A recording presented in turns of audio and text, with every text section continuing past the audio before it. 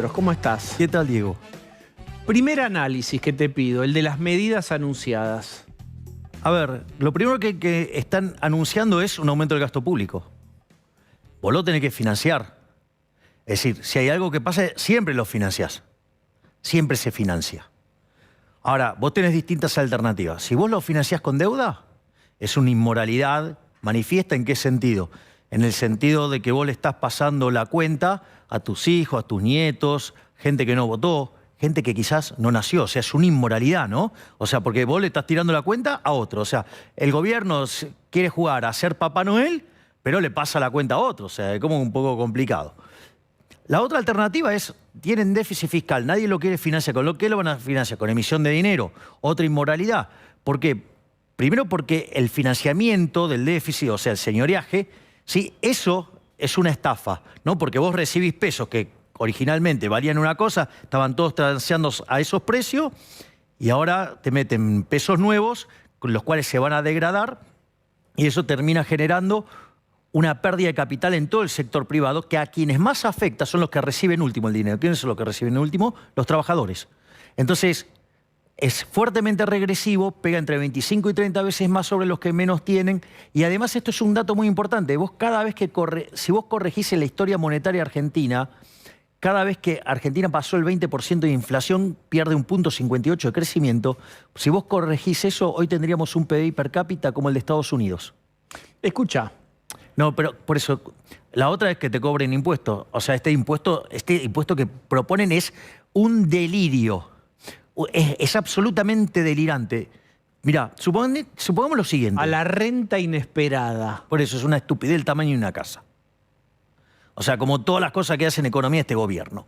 A ver, vamos por partes. Suponete, lo voy a explicar con un ejemplito fácil para que se vea. Suponete que yo tengo dos sectores en la economía. Tengo el sector A y el sector B. Y está en equilibrio, se llama economía de giro uniforme. Una economía que se repite todo el tiempo porque está en equilibrio, por decirlo de alguna manera. Los neoclásicos les dirían equilibrio steady state. Pero ¿cuál es el punto? Todas esas empresas tienen que tener el mismo retorno ajustado por riesgo. ¿Sí? Porque si no, no estaría en equilibrio. Ahora suponete lo siguiente, que la gente no quiere consumir más de A y ahora quiere consumir en B. ¿Qué va a pasar? Va a caer el precio de A y tiene que subir el precio de B, para que de esa manera los recursos salgan del sector A y vayan al sector B. ¿Sí? Hasta ahí vamos. Vos fíjate la burrada esta. ¿Qué es eso? Una ganancia inesperada. ¿Entendés? Porque la gente cambió de preferencias. Entonces, ¿qué pasa? Al cobrarte impuesto por ese cambio de precio relativo, lo que está mostrando Guzmán es, primero, que no sabe cómo funciona el sistema de precios. Segundo, que no entiende nada de equilibrio general. Tercero, lo que no se da cuenta es que él le está castigando al sector B, que es el que se tiene que expandir. Por lo tanto, el sector B no se expande. Pero el sector A, como ya no tiene demanda, sí se cae. Con lo cual lo que está haciendo es pegarse un tiro en el pie. Es decir, de todo esto, además de lo inmoral que puede ser que nos cobren impuestos, a lo inmoral que es el señoreaje, lo inmoral que es la deuda, además se está reventando el crecimiento. ¿Por qué? Porque son unas... Quiero tratar de ser lo menos duro con los animales. Por eso digo, me restringo en algunas definiciones. Pero la verdad es que, ¿quién es, Guzmán y, no sé, el que mostraste recién para decir cuánto es la ganancia que deberías tener? Pues es que, si vos pensaras eso, mirá lo loco que es. Significa que entonces ellos creen que los precios vienen determinados por la suma de los costos. Entonces, la mano de obra, el de operación, el de mantenimiento, los fiscales, y también el retorno del capital, ya sea el pago de la deuda y el pago para el accionista. Pero esos datos son históricos. O sea, y una de las características de la economía es que es un proceso dinámico y que la información se va descubriendo a paso a paso. Vos fíjate que si tuvieran razón estos ignorantes, ¿sí? Digo, para ser bastante elegante, en realidad ellos no habría quiebras, porque vos podrías siempre cargar todos tus costos. ¿Me comprendés que todo lo que tiene... En el fondo lo que están trabajando es con lo que se llama una teoría objetiva del valor. Bien. Y en realidad las cosas dependen de la... Mirá, vamos a hacer esto. Esperá, dale, una sola, los vasos. por el tema de ver la preferencia. La pregunta es, ¿cuánto vale, digamos, este vaso acá de agua? El agua esa, no sé, X, lo que fuera, tiende a 0. Ahora, ¿cuánto pagarías por este mismo vaso de agua en el desierto del Sahara al mediodía? Lo que me pidan. Y como no es que, digamos, tiene el mismo costo.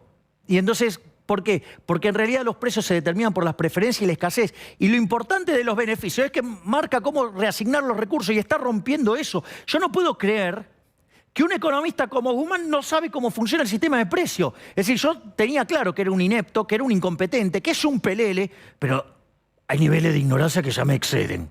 Bien, todo el mundo reconoce, incluso los que no adhieren o no te quieren, que vos ayudaste a correr el marco de la discusión y que pusiste en escena conceptos que eran tabú.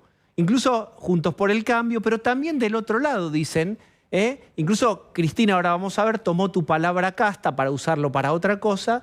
Digo, vos tenés una teoría o una cosmovisión, una mirada sobre la economía. Cuando bajás a la práctica, si a vos te tocara asumir en algún rol ejecutivo, ¿qué harías con este 40% de pobreza que hay?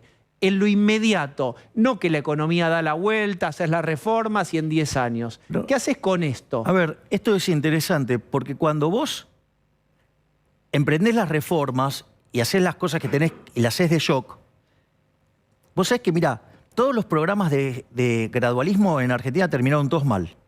Y eso no es una cuestión del poder, porque digo, la dictadura militar del proceso de reorganización nacional, digo, tenía poder. Y sin embargo, también le falló el gradualismo. Vos lo escuchás a Martínez Dios, no era muy distinto de las cosas que decía Prat Guy y el gradualismo y toda esa cosa. De los otros ni siquiera hablo porque, o sea, suman con dificultad, o sea, no pueden sumar ni con un ábaco. Pero ¿en qué sentido se parece Prat Guy a Martínez de Oz? en el gradualismo, leí de gradualismo, pero no en lo otro. No, estoy hablando estoy hablando estrictamente en lo económico. Por eso. No, porque... No. A ver, estoy hablando de economía. La pregunta era sobre la economía. Vos me preguntaste qué haría yo si fuera... ¿Qué harías? Bueno, entonces, lo primero que vos... y esto es lo otro importante. Todos los procesos de shock, todos los experimentos de estabilización de shock, sacando el del 59, todos fueron expansivos. Es decir, que ese costo que se cree o que se percibe, que se va a generar, si vos haces el ajuste, es falso.